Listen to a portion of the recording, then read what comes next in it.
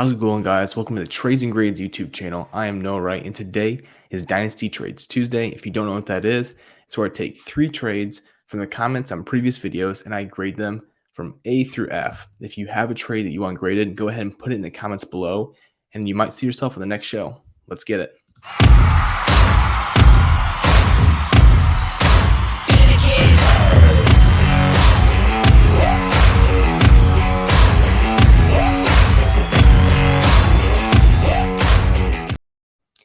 All right, guys, if you haven't already, go ahead and like this video, subscribe to the channel. If you play Dynasty Fantasy Football, if you love Dynasty, now is a great time to join a league if you haven't. If you're already in a bunch of leagues, now is a great time to look into some of those new prospects. We put out a new video last week on Sean Tucker, running back for the class of 2023. So if you haven't seen that, go check that out after this video. But yeah, that should be it.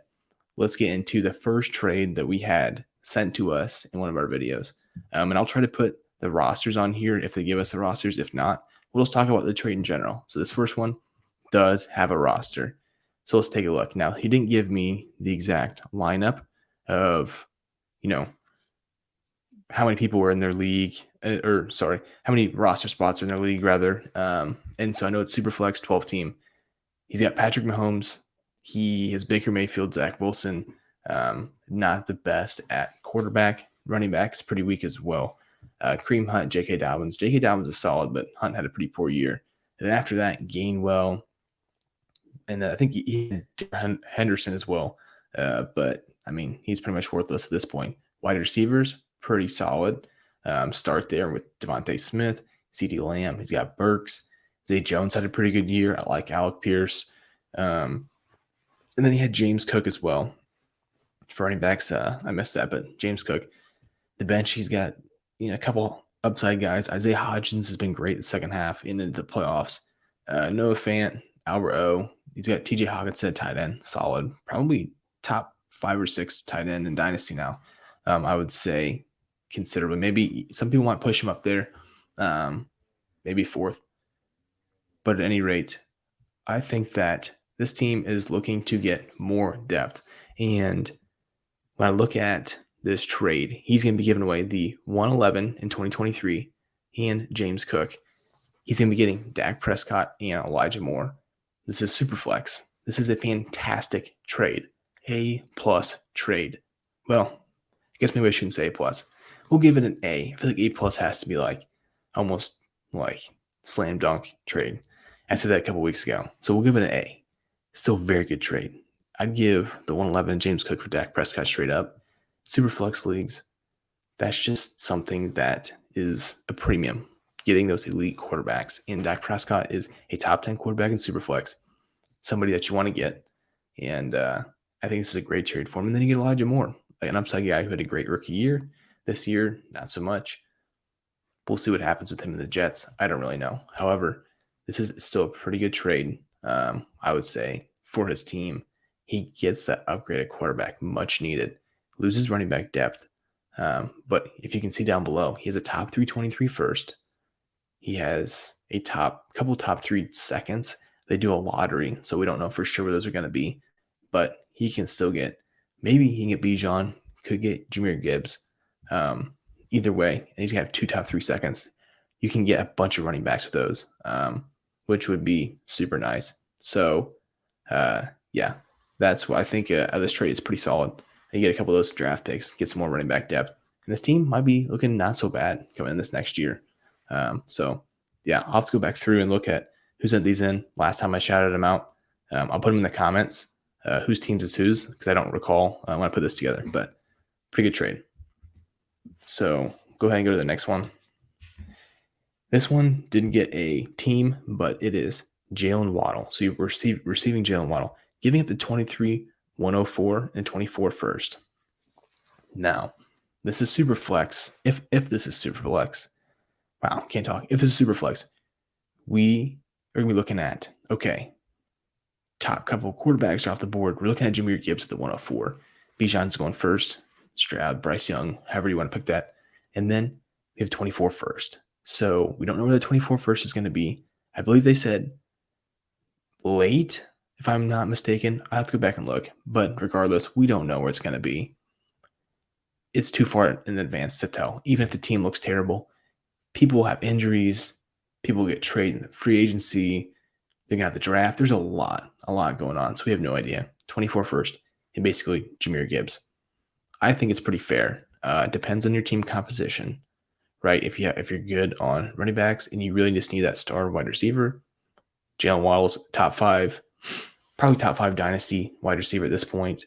I mean, he's shown a great rookie year this year. He battled with Tyreek Hill, but he still had a very good year as well. So if we're looking at this, we're basically saying Jahmyr Gibbs in 24 first, wherever that's at, for Waddle. Now, could Gibbs get first round draft capital this year and end up being a top 5 dynasty running back by the end of next year? 100%. And at that point, he's probably worth more than Jaylen Waddle. You could probably sell Gibbs for Waddle plus. But as of right now, draft picks are not always for sure things. The busts happen all the time. So, and we still have the draft yet. So the combine, the draft, a lot could happen. So I said this is a pretty fair trade. I don't know your team composition, but if I had to grade it, I'd probably give it like a B because I think it's pretty fair. You're not getting a slam dunk, but it's not a bad trade. 2 firsts for Waddle is pretty appropriate. So I think middle of the road trade here. If it makes sense for your team, it makes sense for your team. I like Jaylen Waddle a lot.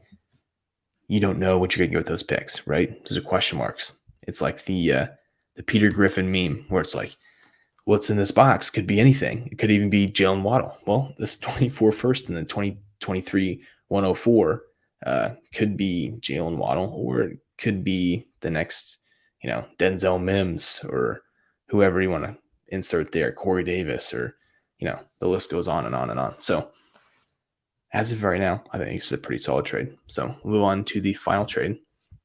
This one is probably one of the most interesting trades I had seen in the comments.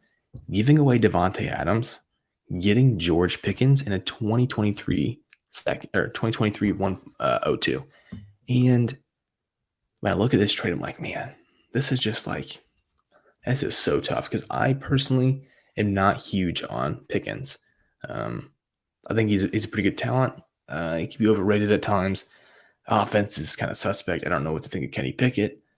I'm not cold on Pickens, but I'm not like, this is my guy. 2023 102. If it's super flex, you're getting a quarterback that's worth a ton. If you're getting Stroud or Young, even going into next year, we look at Trevor Lawrence, right? It's taken him almost 2 full years as the previous 101 to get that, to the point where you're like, yes, he's a top 12 dynasty quarterback, and he still has insulated value. And I think that whoever you get at the 102 will probably have that if you pick a quarterback. Now, if this is a 1 QB, you're probably picking Jahmyr Gibbs. Now, you could pick Jackson Smith-Njigba, and somebody had put in our comments a trade asking the 102 Gibbs or Jackson Smith-Njigba for the 1 QB league, and that is a tough question that we'll have to be trying to figure out over the next couple of weeks, and months as well. But I think that as of right now, the value. I told the comment. I said I probably would go the Pickens in the 102 because you're basically saying you're getting George Pickens and Jahmyr Gibbs in a 1 QB league, and I think that's just with Adams being almost 30. That's really tough because he's a generational player, right? I mean, Davante Adams is a fantastic wide receiver. If you're looking to win now, you're picking Davante Adams all day. But if you're in a rebuild, George Pickens in the 102 for sure. So I guess this is another one of those trades. I think it's very fair. I think really either side depends on what your team is, right? In a vacuum, it's probably a B. It's hard to grade these without knowing the teams. But it's just a trade that I want to put out there for you guys and talk through and show you the process that I go through when I'm trying to figure out, okay, what makes sense for my team. Again, contending team, probably slam dunk. Chances are if you're a contending team, though, you don't have the 102. I understand that, but, trades happen. Dynasties are built. And if you're rebuilding, you would love to get that for Davante Adams. If you have nothing else on your team, you need depth, you'd love that. So, yeah, that is the final trade for you guys. Like I said, somebody else had commented and said, would you rather have Jackson Smith-Njigba or Jahmyr Gibbs at the 102 that 1 QB league. And that is something I think people are going to struggle with over the next couple of weeks and months as we get into the combine.